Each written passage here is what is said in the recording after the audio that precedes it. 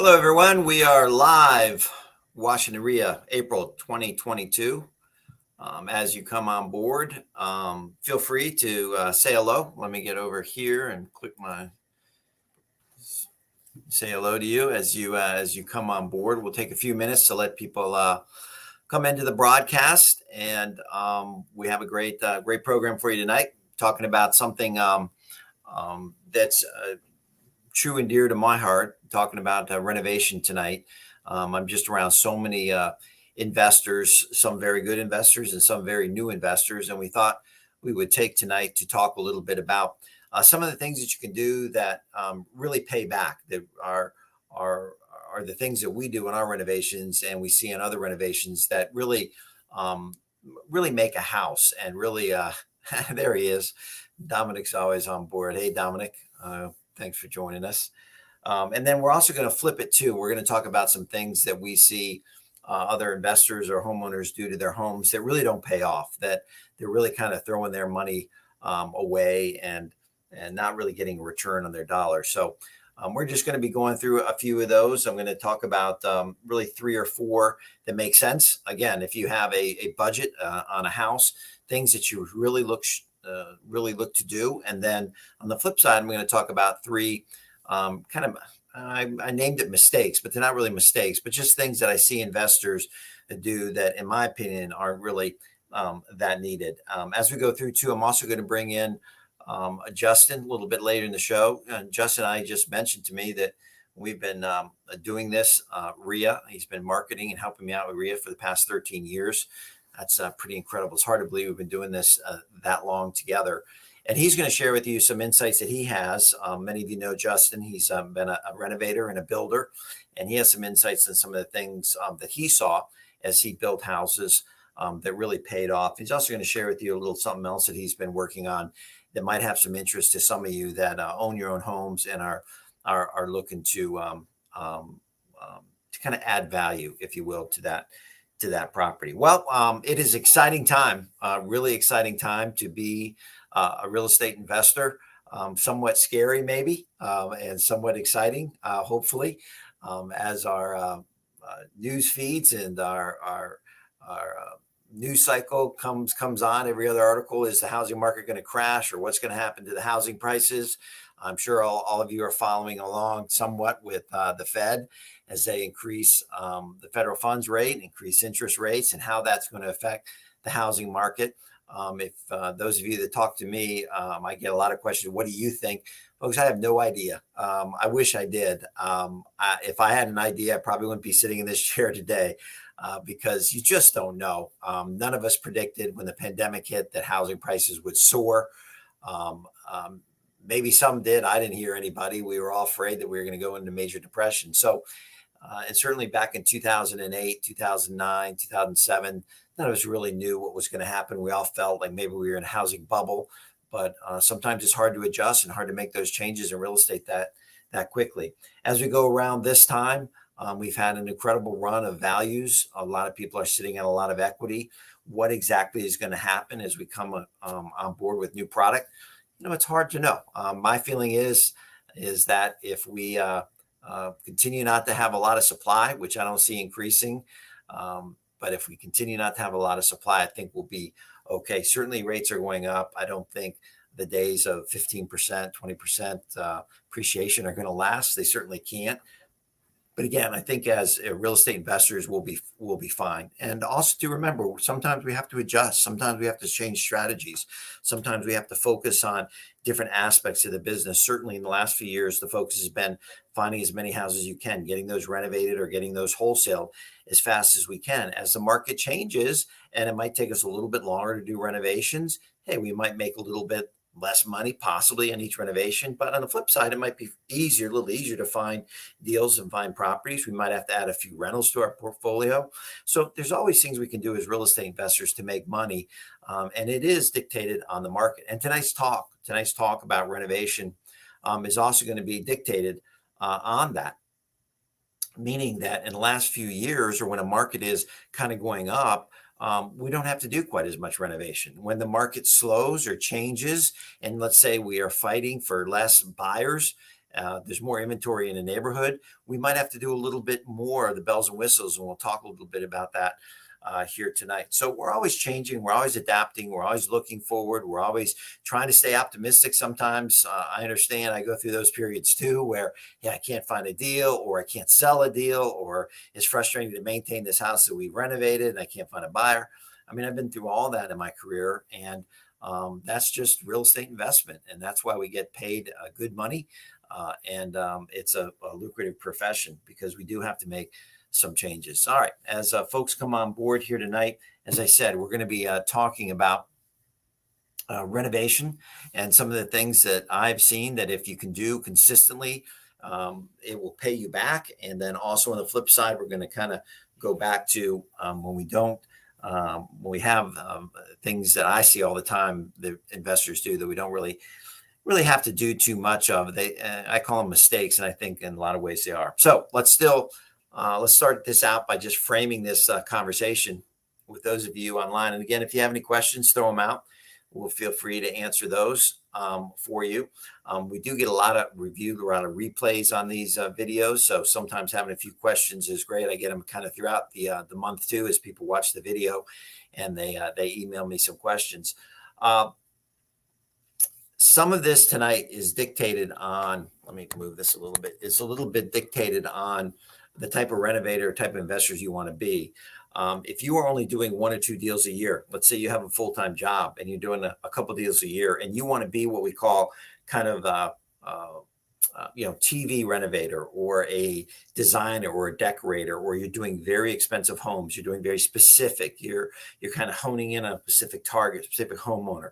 Maybe that's a little bit higher price. Some of this stuff may not totally apply, but most of us in the Washington RIA community, most of us are what I call more production type investors. We're trying to identify a property that we can take, we can get in there, and we can update as quickly as possible. Now, again, if we're out in the suburbs and we're not moving walls, and we're not adding additions, or we're not finishing basements, that might even be different than if you're going downtown and taking a property in Petworth or Capitol Hill or Noma or any area of the city, and you're doing more a larger renovation. But some of this will certainly still apply. So most of us, like I say, are kind of production investors. We're not designers. We're not trying to totally change all aspects of the property. And that's kind of what we're talking about here tonight. So if you're going in and you have a project, let's talk about a couple of these. The first thing, and a lot of you know this, a lot of you will read studies on this, read blogs on this, but the 2 most important areas of a house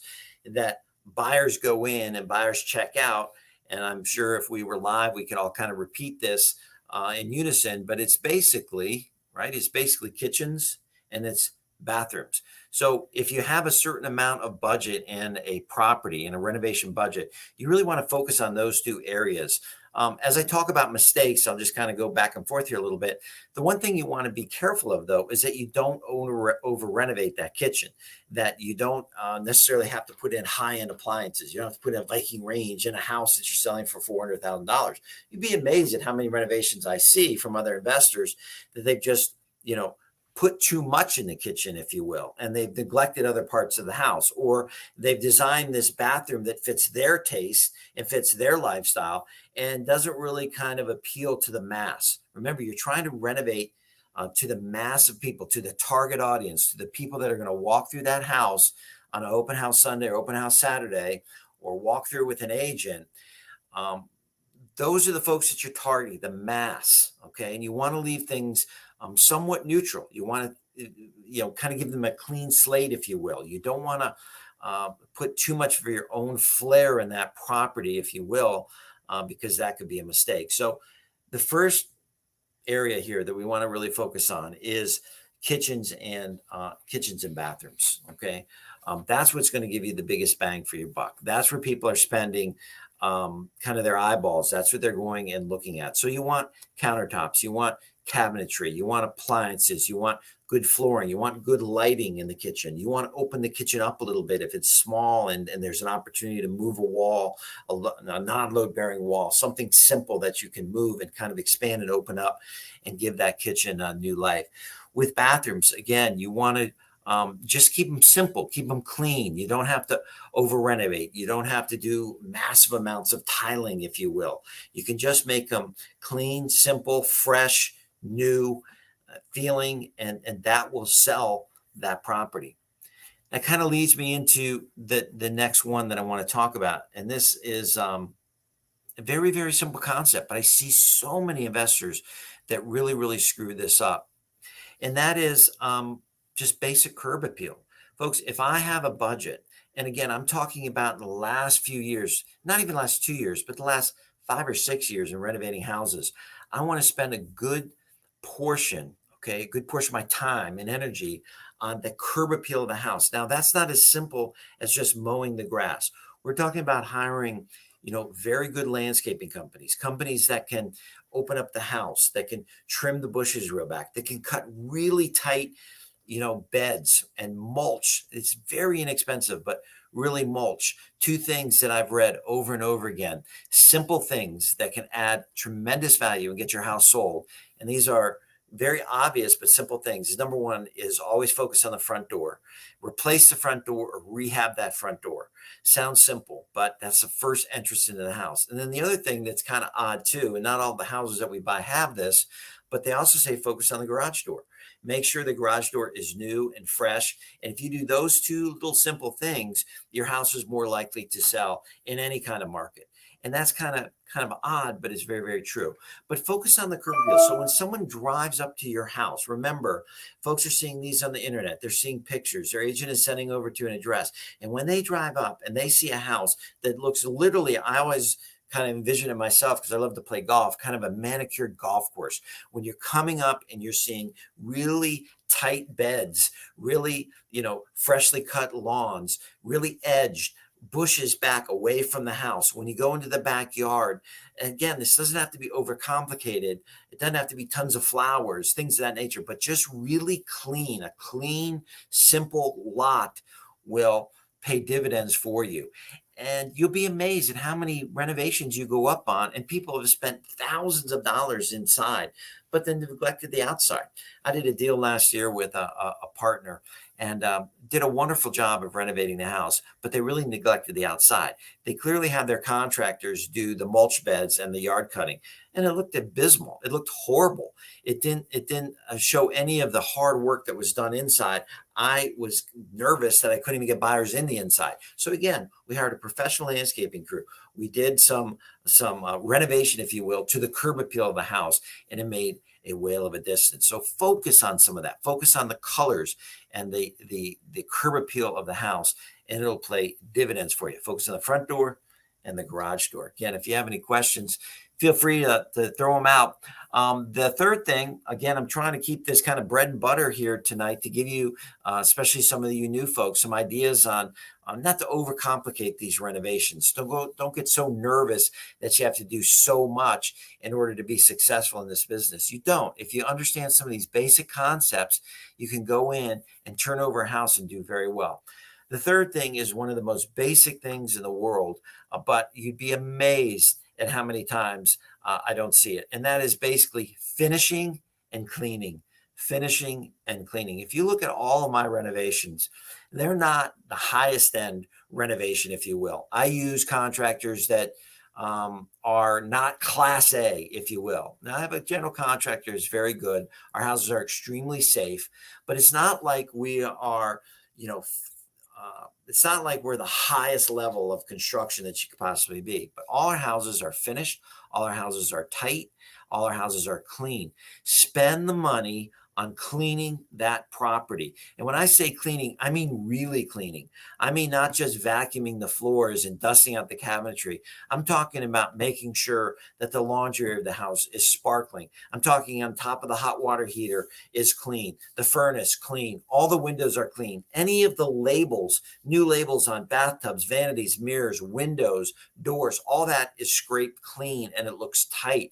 There's not paint chips around. The house is done. When you go into the unfinished portion of the basement, it's clean. If it's cinder block wall, it's painted. If it's a concrete floor, it's painted. So when they walk in there, literally could eat off the floor. You'll be amazed when people walk through and they have that feeling of cleanliness. They might not even express it, but it does give them the impression that someone that updated this house, that renovated this house, took their time, looked at detail, and did a nice job.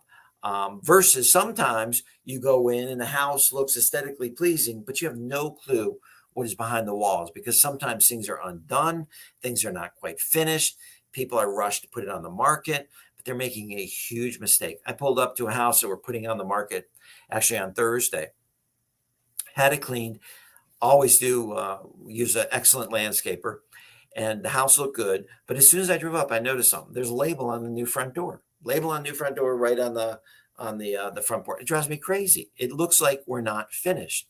It looks like we haven't completed a renovation. Now, again, these are simple things, but these simple things will pay off for you in the long run. So again, tonight's renovation talk is not about how what kind of flooring to use, what color paint to use, kitchens and bathrooms, windows, roofs, all the things that we do as a renovator and updater, things that needed to be done. We're talking on some of the finer points. Focus in on that kitchen, focus in on that bathroom, focus in on the curb appeal of that house, focus in on the cleanliness and the feeling of when you walk through the door, and it doesn't have any kind of cultural smells. It doesn't have any musty, moldy smells. It's fresh and it's clean.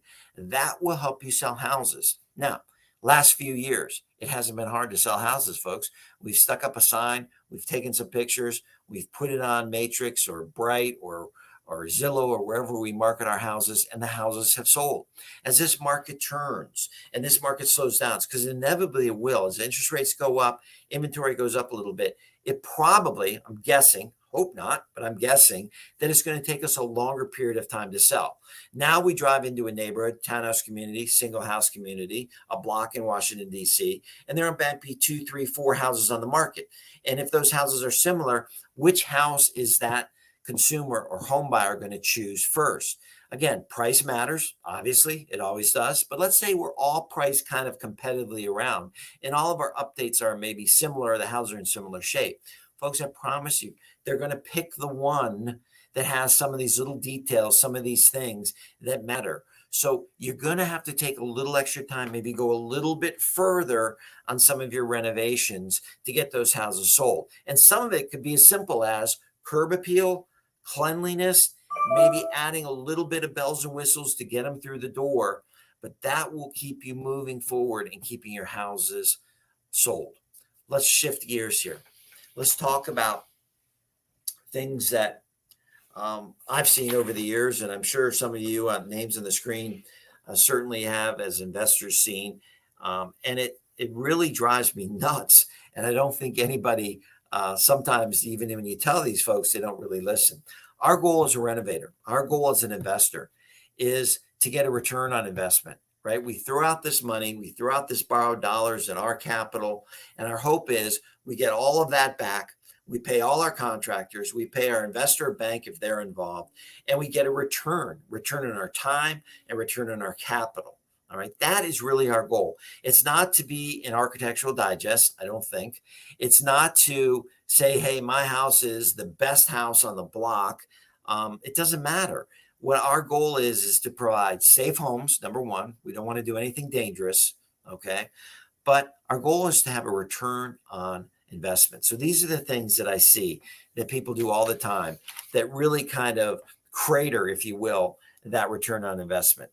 The first one, and this is the most obvious one, and we talked about it a little bit, but they over improve. They over improve these houses. They have lavish light fixtures. They put way too much recessed lighting in the dining room and the living room and every bedroom and on the basement, where a simple overhead light would have been sufficient. They're not generating any more revenue by doing some of those things. Now, if the neighborhood demands that, if the buyer you've identified demand that, then yes, you might need to put that in. But you really have to take a hard look. Is that really true? Do they really need that in order to get this price point that I'm looking for on this property? The other thing they do is, I mentioned earlier, when they're over improving, they're spending way too much money on high-end appliances, high-end vanities, high-end Whirlpool tubs when nobody's even using Whirlpool tubs anymore. They're not thinking through some of the things they can do to create the same feeling of updated, fresh, and clean. They're overspending. They're overspending. We recently had, and um,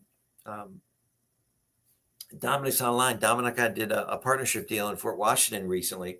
And, we walked through the house thinking about what we are going to do. And it's a 4-bedroom, 3-bath house. Okay. We ended up selling this as is, but we were considering updating and renovating it. But again, the market allowed us to do a little bit of work and sell it and make a good return on investment, a good profit. And we decided to do that in this particular house. But if we renovated it in the basement, they had 1 bedroom. And there was also room for a 5th bedroom in the back corner of the basement. And, it was there. Some of the framing was there. It needed electrical. It needed obviously drywall, base trim. It had a window. So there was, there was some elements there that could have been finished into a 5th bedroom. But I see a lot of investors, they're not really thinking through this. And again, it's not complicated work, but all things cost money and time. When you're keep renovating these houses, it takes time. So to drywall it, to paint it, to do the carpentry work, to do the electrical work, to do the flooring work, all that adds money. And if we put that money in, were we necessarily going to be able to get, 1.5, 2, 3 times our investment on that 5th bedroom? I don't think so. I think investors, a lot of times, they over renovate. It makes them feel good. And maybe if I was moving into this house, right, and I had 3 kids and I wanted each child to have a bedroom and I wanted an extra bedroom for an office, or I had a teenager that maybe having a little more room in the basement made sense. That's a different story. But we're investors. Let the homeowners dream. Let them do some of these little extra things that, yes, might add a little bit of value, but doesn't necessarily add the whole value that you're going to put into this house as a renovator. And that's what I mean about over improving. I see people going crazy with tile. I see investors going crazy, as I said, with recessed lighting. I see investors going crazy with all these things that aren't required in order to sell that house. Now, again, let's shift. Let's say you're down in DC. Let's say your home buyer demands certain things. Maybe they demand higher end, I'm going to just say electronics, right? Internet speed and some of the things. Maybe they in the kitchen they want a microwave in the drawer and not over the stove. Maybe they want a wine place to chill wine, a wine fridge. Some of those things. If you determine those things are of value and that's what your buyer really wants, that might make sense to add some of those things. But you don't necessarily have to add those things in every house that you do. You have to sit back and say, how can I make the highest return on my investment? What's this neighborhood and this property requiring me to attract the kind of buyer that I think is going to buy the house? And that's how you should make some determination on a few of these things. The next thing I say is that people put too much of their own personal touches in it. I hear it all the time. Well, if I was moving into this house, well, folks, you're not moving into this house. And if you're a production, quote unquote, renovator, if you're trying to just produce, a good, safe home that's clean and updated, you don't have to go and add these bright, gaudy colors, throughout the house. You don't have to change up the paint colors on every single house, make the bathroom a different color and the master bedroom, primary bedroom, or the lower level or whatever. You can come up with a good quality paint pattern and do every single house that way. Every single house. You don't have to keep making some of these decisions. So many times I see investors do one house this color and one house that color, and again, they don't need to, and they're wasting time and energy. And a lot of times, if you have a bold, bright color in a room or in a house, sometimes that will turn away a potential home buyer. It's better to make something neutral, kind of a clean slate. Let them go in and let them determine what they like and what they don't like and what they want to do with the house, because they'll do it regardless. They'll do it regardless. Finally, too, as I go through some of these, this has been common in our business forever. Investors trying to cut corners. Remember, I say don't over renovate, but don't cut corners. Make sure everything is safe. Don't allow shoddy work or incomplete work in your projects. I see it all the time.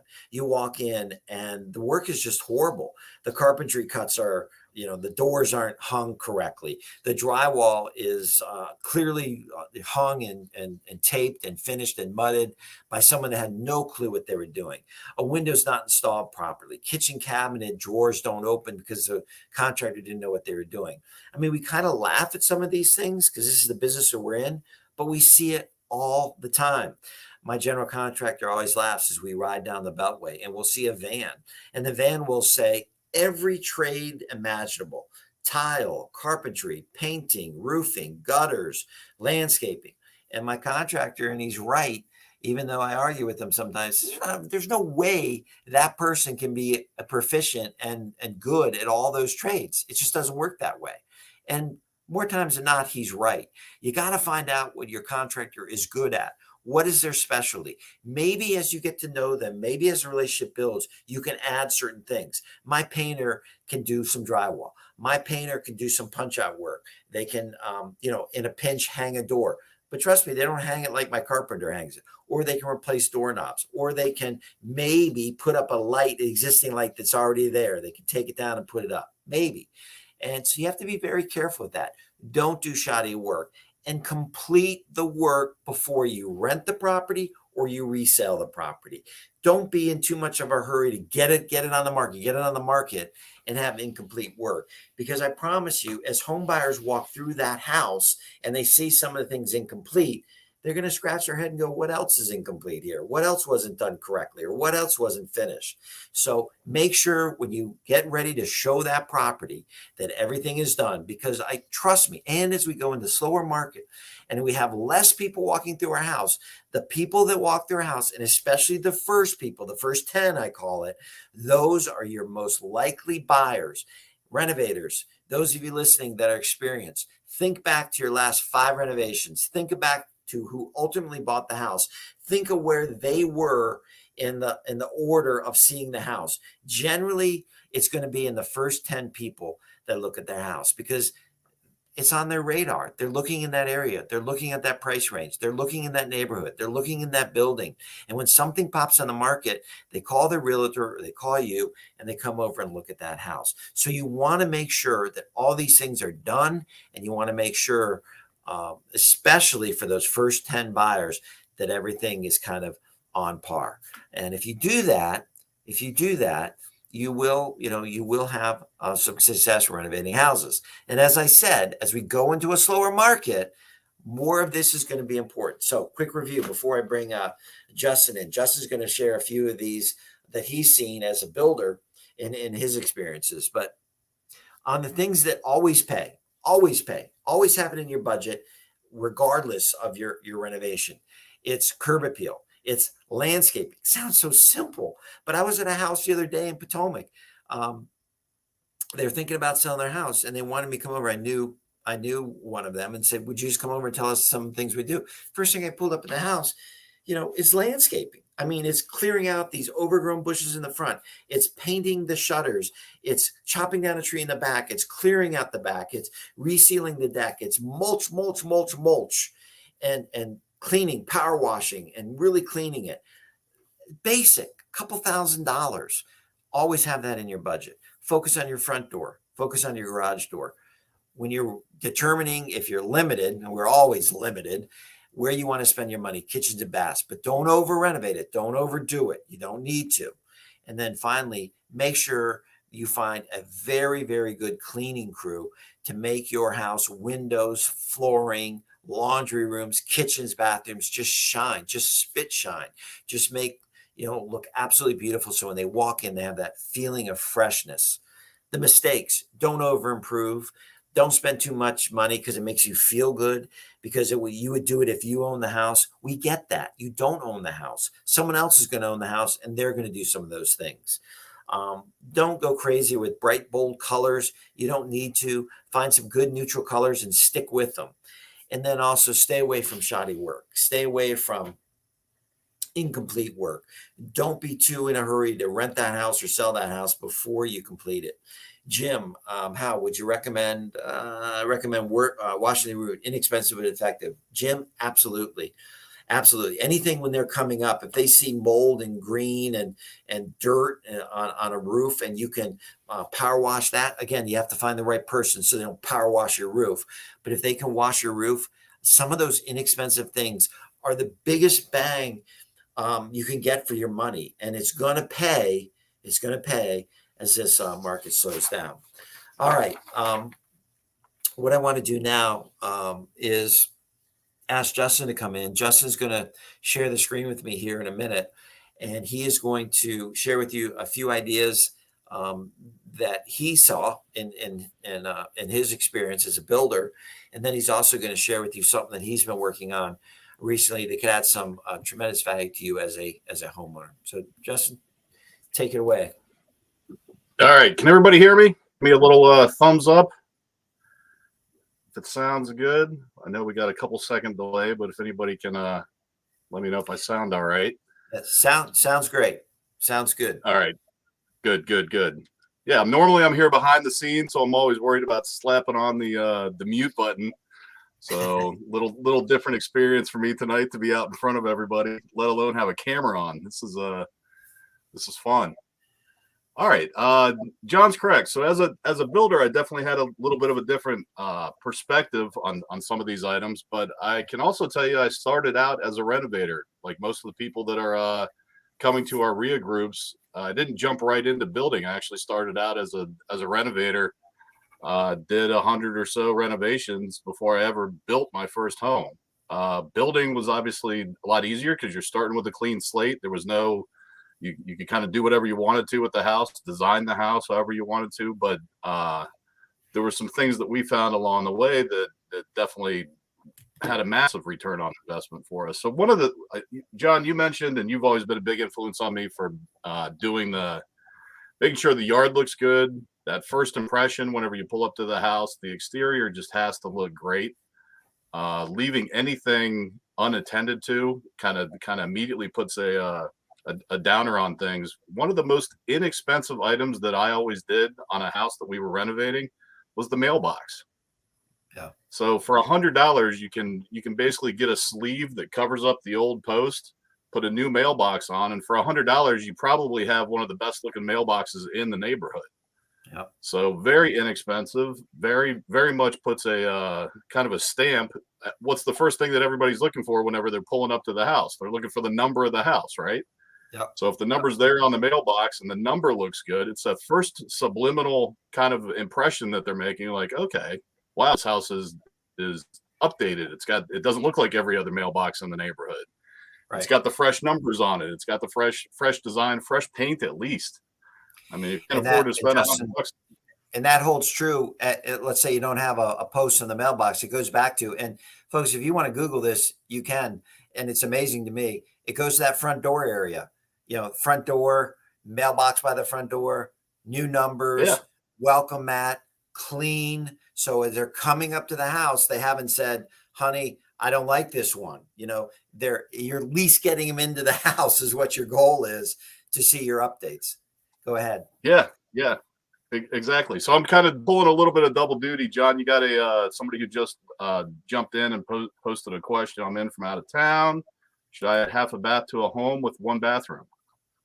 If most of the homes in the area have 2 to 3 bedrooms, is it worth it to even pave the driveway? So you got a couple questions there for you. So, okay, should I add a half bath to a home with one bathroom? Most new homes in the area have 2 to 3 bedrooms. Is it worth it to pay the driveway? So the first one, adding a half bath. Listen, if there's a place to add a half bath and you have a good contractor and you can do that, relatively inexpensive, when I mean, within budget, sure. I mean, especially if it's a 2-level house and you want a kind of that half bath on the main floor. I just sold a 3-bedroom, 1-bath house in Columbia, 2 levels, did not have a half bath. Some of the other houses did. The ones that did, once sold for $336, and I had to list mine at $330. So it was a $6,000 difference. We both got our number. So a half bath can add value. Absolutely. If you have the space and if you have the room, and you can do it, I would do it. As far as paving a driveway, that's another great, simple question.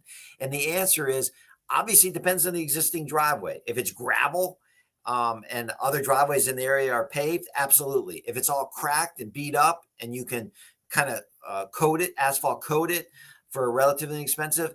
Absolutely. Those little things will add tremendous value to your property. So I think that, the real answer to those questions is yes and yes. And as we go toward a slower market, some of those little extras are going to pay dividends for you. So yes, if I had it in my budget and I could do it, relatively with my contractors, I would pave the driveway.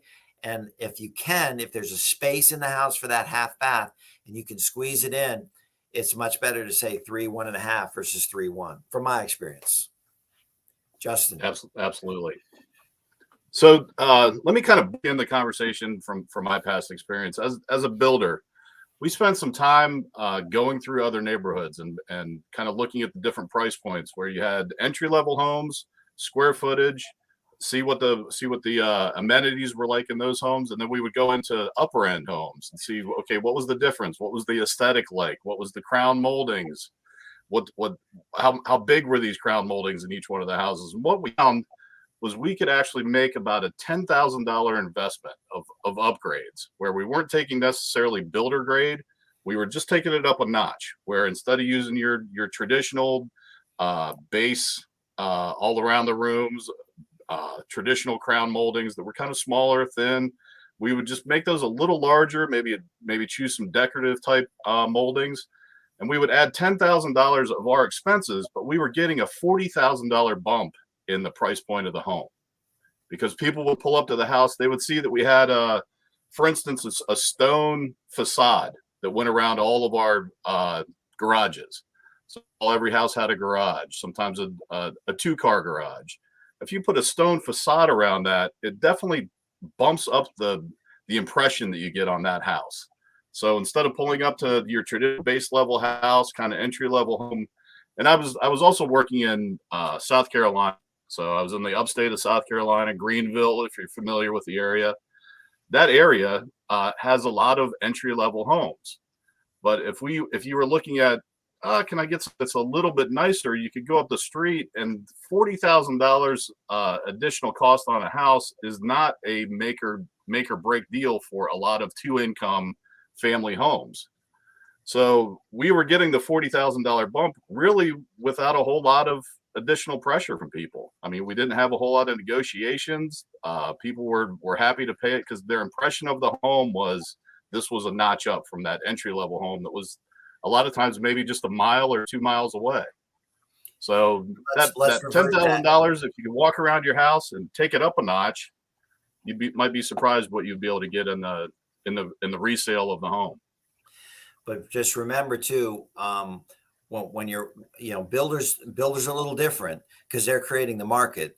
But so if you're in a community and all the houses are selling for $430,000, by putting that stone around the, existing house, that doesn't mean you're going to get 470. What it does mean though, is if you have it in your budget and you can spend an extra $3,000 or $4,000, $5,000, whatever the cost is to do some of those extras, as our market slows, you're going to be the first house to sell because you have those bumps. You might not get 470, but you might get your 430, and you might be the first one off the market. So just remember, some of those extra things in a resale house might not bump you up exponentially as a builder, because a builder's creating that market. The builder's creating that price point. So I just want you to think about that. Yeah, absolutely. Dominic, as a builder, jumps in there and says, "Totally agree." So yeah, maybe Dominic I'm speaking some builder language there. Yeah, Dominic was big, and he still is. Those of you listening, Dominic Lohr is a builder in Southern Maryland, and I partnered with Dominic on a few new homes, and Dominic was big on some of those little extras.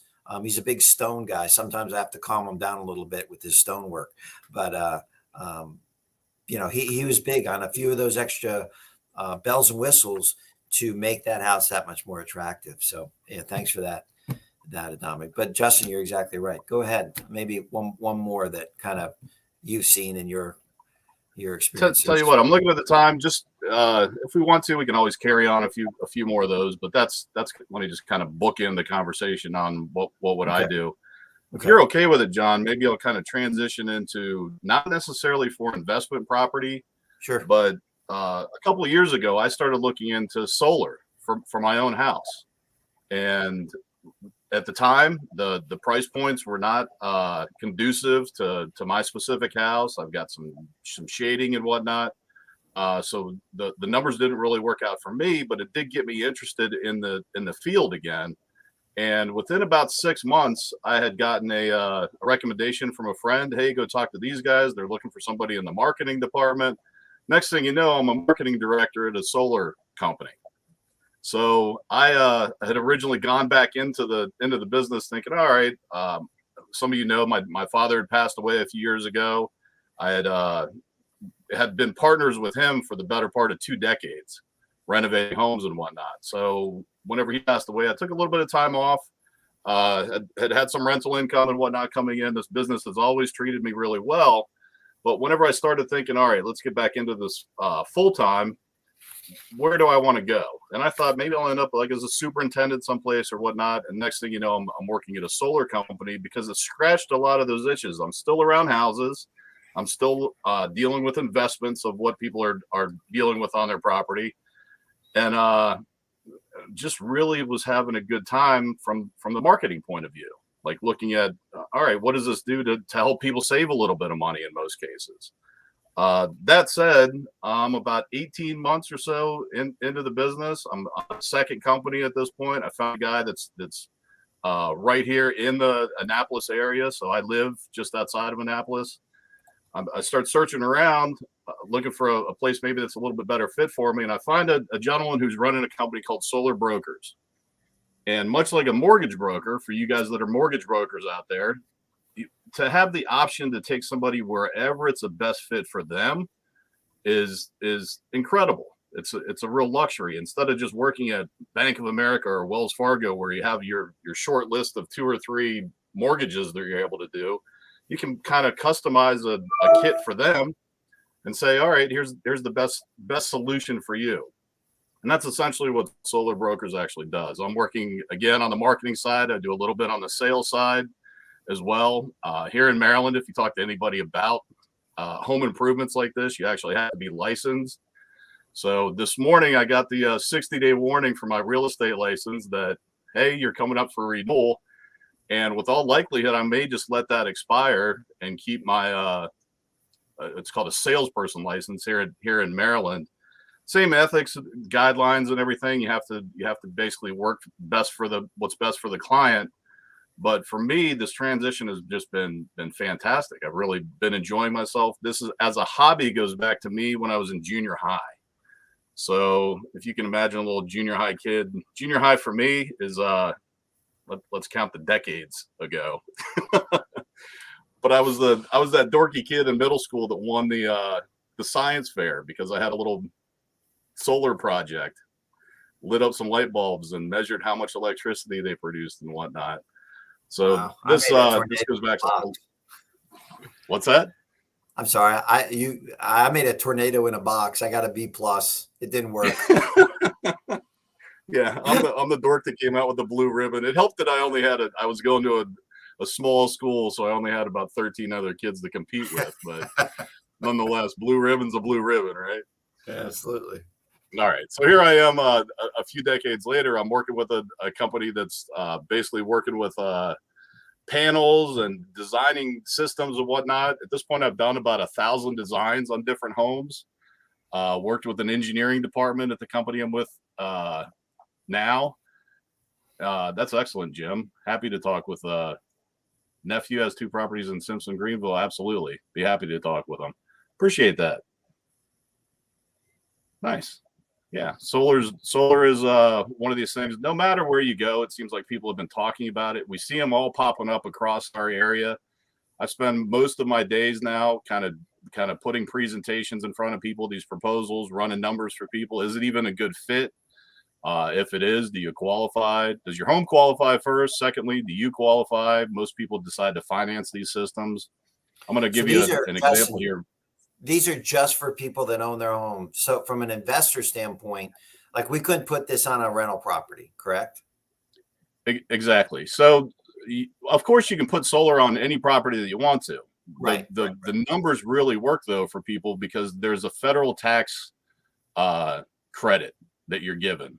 But unlike a child tax credit, it's only there for people that actually have tax liability. So if you're retired, you haven't filed taxes in 10 years, most of these solar systems are not going to make sense for you. It's only the second qualifier here is it has to be on your primary home or your second home. Okay. So you got a property out at the beach or something, great sun exposure. You can put solar on that and capture some of that federal tax credit. It's 26% of the cost of the system. So it's not inconsequential. As I kind of walk through a couple of these qualifiers, you start to realize, all right, everything I loved about investing, those tax deductions, the credits you get for rental property and depreciation and everything, I'm scratching the same itches here in this industry, and I'm helping a lot of people by doing it. Not to mention, I like the green effect. I like the fact that you can be saving a little bit of money while also having that green effect. Not to mention, there's a little bit of the sticking it to the man, because whenever you buy one of these systems, you're really locking in a rate. So anybody who lives here in the DC area, your electric bill went up by 6% over the last few months. All the electric companies go to a electric commission, basically utility commission, and they say, hey, we'd like to implement a 6% increase. Next thing you know, everyone's been approved in our area, and literally everyone got a 6% bump. So it's just enough that maybe you didn't notice it. Maybe you thought it was a seasonal increase, but that number is very likely not going to be coming down.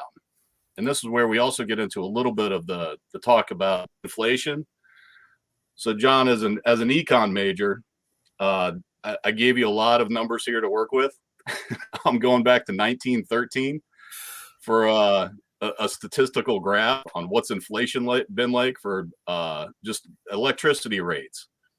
And right here in the middle is where most of the articles I've been reading, people expect us to be right about here. This is equating to about the early 70s. We were dealing with 6-7% inflation, but the worst few years were 1974, 1980, and 1981 combined. Just those 3 years, electric rates went up by 50%. So for those of you who have a $200 bill, if we have any kind of recreation like we did in the 70s, just those 3 years could take you to a $300 bill every month. So it's fun to be able to work with people. If you plan on being in your house for minimum 3, 4, 5 years, a lot of times solar's going to make a lot of sense for you. I want to go through this presentation fairly quick, kind of let people know the basics of solar. If you got some more information, I'll be happy to leave a phone number and an email here for you. Basically, everybody's getting power right now from the utility. It's all getting delivered, going over the power lines and whatnot, showing up at your house. Once you switch to solar, you basically have a little mini power plant on your roof. So combining that with all the savings and the credits that you get, a lot of times the government and all the additional savings that you're getting, you're paying for about half the system within just the first couple of years. It's just pretty outrageous. There's a few counties here in Maryland that have $2,500 property tax credits. Baltimore County has a $5,000 property tax credit. PG County, another $5,000 property tax credit. These things really start to add up whenever you're looking at the cost of these systems. We always look at them over the course of the entire year. So you can't tell me, hey, my power bill was $187 this month. I really need to take a look at what was it like over the course of the entire year to give you a really good, solid understanding of what solar could do for you. The three main components that go into it and what really is the cost of these systems is the panels themselves actually capture that DC electricity that's being produced by the sun. It turns it into a DC current, which means you need a inverter to change it into AC. What's running around your house right now is an alternating current.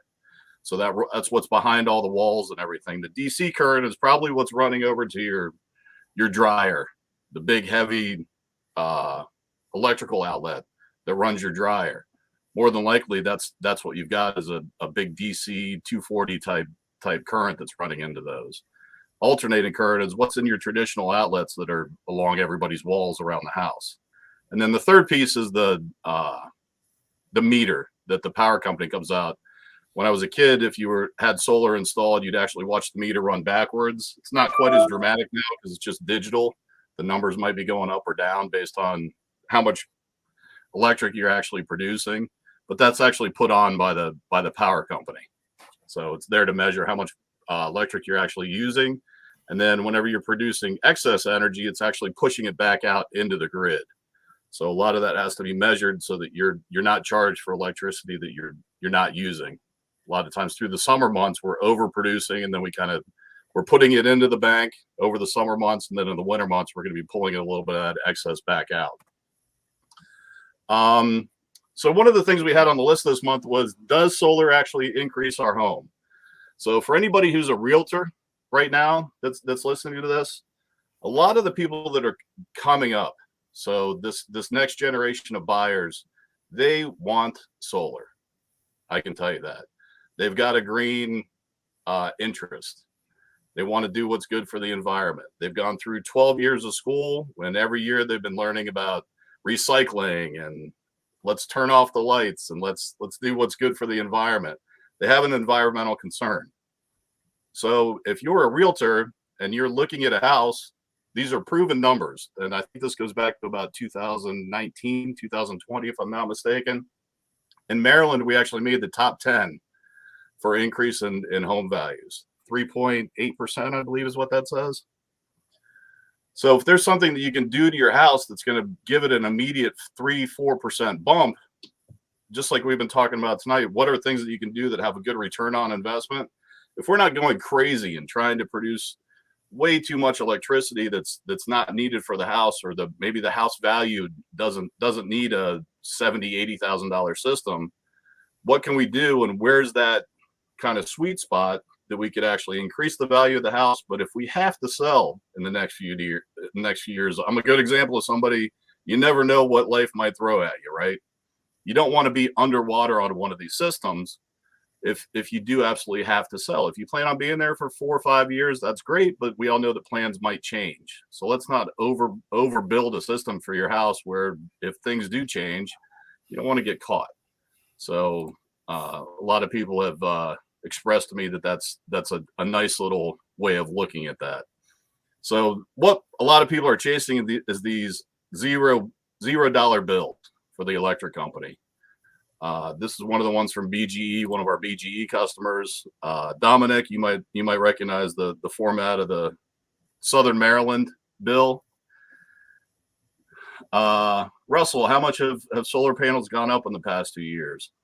So if we step back a little bit further, I told you I've been following this as a hobbyist for the better part of 40 years at this point. There really is a long-term trend where the prices have been going down. I will tell you that this is the first month that since I've been in this business that we've actually had to raise rates. So what percentage of the supply chain issues?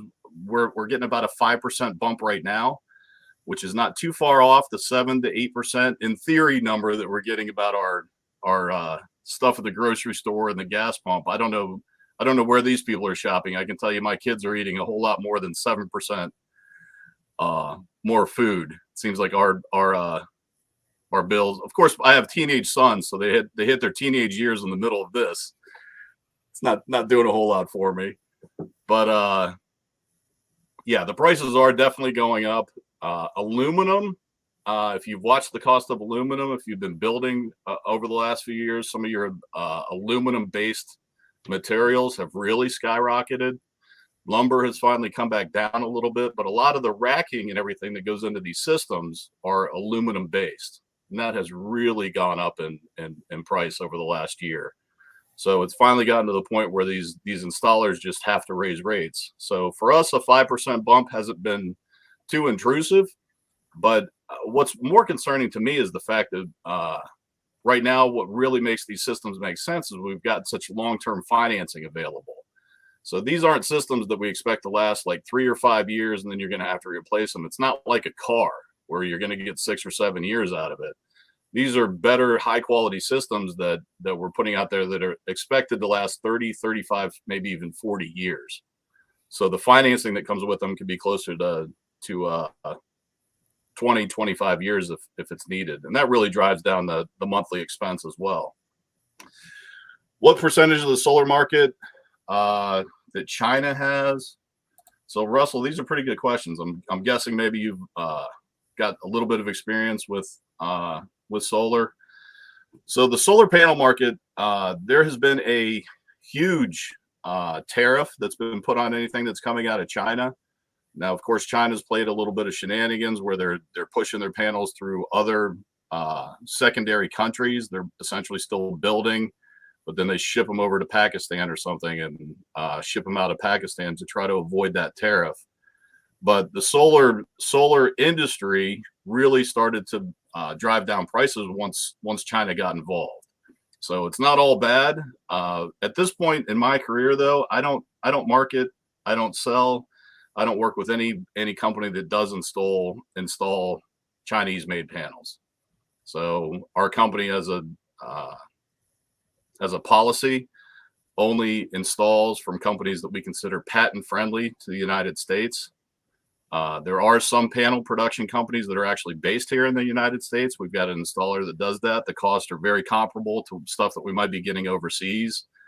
But we're dealing with products that are made in Germany, all across Europe. You've got different facilities that are actually manufacturing as well, and some other Asian countries. But as a policy, we don't do anything that's coming out of China. Hope that answered your question, Russell. As far as what percentage they actually have, I don't know, because most people here in the United States have decided now that we've got such massive tariffs that we're not going to be using Chinese-made panels. So it's nice to be able to look at your monthly production, how environmentally friendly are you actually being to the environment. Not to mention the design is so different today than what it was even 4 or 5 years ago. John, I don't know. Do you have any of the homes in your neighborhood that have some of these old style installations where it's got the white conduit that runs all across the roof? Have you seen any of those? I don't think so. Okay. So leasing was an enormous part of the industry just a few years ago. Solar City ran around the DC area, did a lot of installations, and they had a lot of conduit.